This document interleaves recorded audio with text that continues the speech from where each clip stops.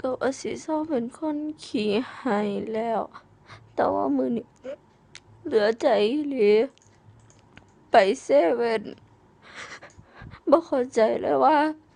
หยังเข้าไปในเซเว่นน่ะตั้งใจว่าสิไปซื้ออิชิตัน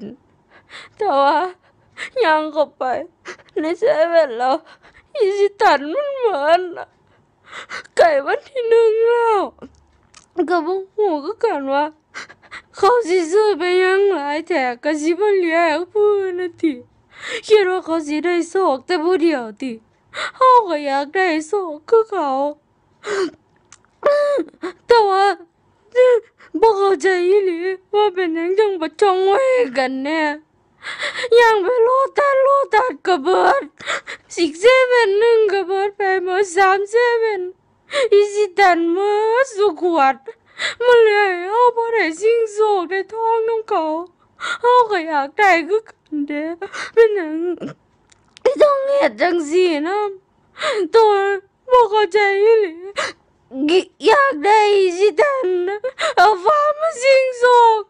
กินจนปากปูก็บ่ทันได้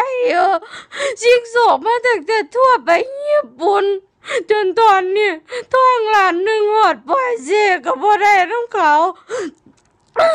เหลือใจอีหลี